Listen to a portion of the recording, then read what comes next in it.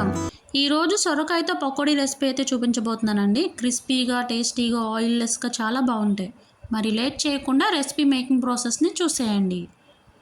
ముందుగా ఒక బౌల్ తీసుకుని అందులోకి అరకప్పు వరకు సొరకాయ తురుమును వేసుకోవాలి.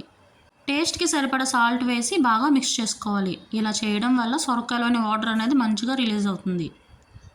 చూడండి ఎన్ని వాటర్ వచ్చాయో. ఇప్పుడు ఇందులోకి ఒక మీడియం సైజ్ ఆనియన్ను చీలికలుగా కట్ చేసుకుని వేసుకోవాలి.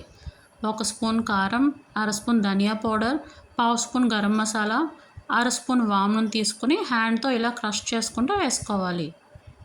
పకోడీలు ఎప్పుడు చేసుకున్న వామ్ అనేది కంపల్సరీ కదండి. సో వామ్ వేయడం వల్ల డైజెషన్ అనేది మంచిగా అవుతుంది.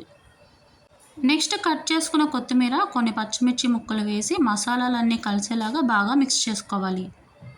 చూడండి ఇలా చక్కగా మిక్స్ చేసుకున్నాం కదండి. ఇప్పుడు ఇందులోకి మెయిన్ ఇంగ్రీడియంట్స్ అయితే వేసేసుకుందాము.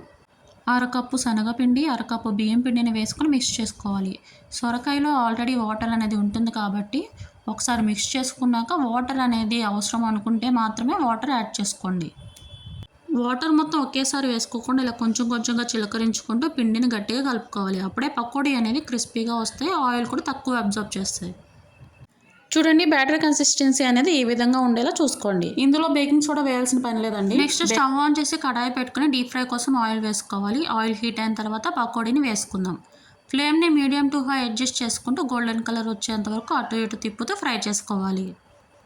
చూడండి మన పకోడీ అయితే రెడీ అయిపోయాయండి. ఇప్పుడు వీటిని టిష్యూ పేపర్ వేసిన బౌల్లోకి తీసుకుందాం. సో ఎక్సెస్ ఆయిల్ ఏమైనా ఉంటే అది అబ్జర్వ్ చేసుకుంటుంది. సర్వింగ్ ప్లేట్లోకి సర్వ్ చేసుకుని గ్రీన్ చట్నీ ఆ టమాటో సాస్తో టేస్ట్ని ఎంజాయ్ చేయండి. చూడండి ఆయిల్ అనేది అస్సలు పీల్చుకోలేదు, చాలా లైట్ ఉంది. టేస్ట్ కూడా క్రిస్పీగా చాలా బాగున్నాయి. మరి ఈ రెసిపీని మీరు కూడా ఒకసారి ట్రై చేసి చూడండి, తప్పకుండా నచ్చుతుంది. మరొక టేస్టీ రెసిపీతో మళ్ళీ కలుద్దాం.